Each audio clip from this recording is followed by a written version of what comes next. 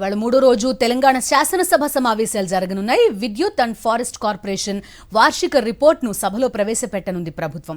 దివంగత ఎమ్మెల్యే మచ్చీందర్ రావు నర్సారెడ్డి రాజమల్లుకు సభ సంతాపం తెలపనుంది. అనంతరం బడ్జెట్పై చర్చిస్తారు. బడ్జెట్పై ఆర్థిక మంత్రి భట్టి విక్రమార్క సమాధానమివ్వనున్నారు. ఇరిగేషన్పై ప్రభుత్వం శ్వేతపత్రం విడుదల చేయనుంది. మేడిగడ్డపై విజిలెన్స్ రిపోర్ట్ని సభలో ప్రకటించనుంది సర్కార్. అసెంబ్లీ సమావేశాలపై మరింత సమాచారం అందిస్తారు మా కరెస్పాండెంట్ శేఖర్ లైవ్ లో సిద్ధంగా ఉన్నారు.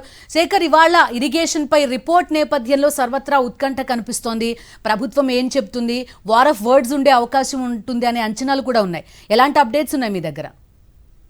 మూడో రోజు 10 గంటలకు సభ ప్రారంభం కానుంది. సభ ప్రారంభం కాగానే దివంగత నేతలైనటువంటి మచిందర్ రెడ్డి, నర్సారెడ్డి, రాజమల్లు వీళ్ళ ముగ్గురికి సభ సంతాపం తెలపనుంది. దాని తర్వాత 2 టేబుల్స్ విద్యుత్కు సంబంధించి అట్లాగే ఫారెస్ట్కి సంబంధించినటువంటి బిల్లులు ఏవైతే ఉన్నాయో అవి అసెంబ్లీలో టేబుల్ చేయనున్నారు.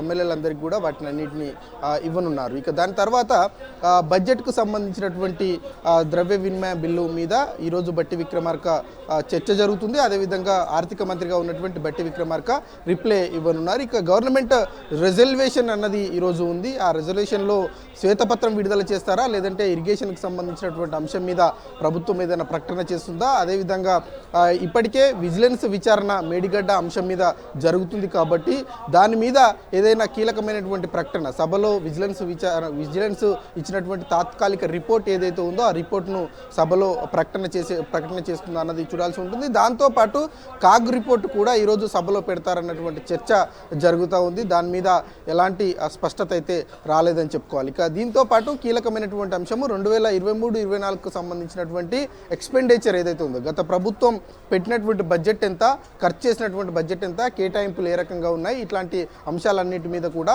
ఒక ప్రకటన చేసేటువంటి అవకాశాలు ప్రకటన చేయనుంది. అదేవిధంగా చర్చ కూడా జరగనుంది. ఇక ఈరోజు కీలకమైనటువంటి అంశము మేడిగడ్డ సంబంధించినటువంటి అంశంగానే ప్రభుత్వం భావిస్తూ ఉంది. ఇక ప్రభుత్వానికి బడ్జెట్కి సంబంధించినటువంటి విషయంలో బీఆర్ఎస్ పార్టీ కావచ్చు, బీజేపీ పార్టీ కావచ్చు కీలకమైనటువంటి విమర్శలు కూడా చేశాయి.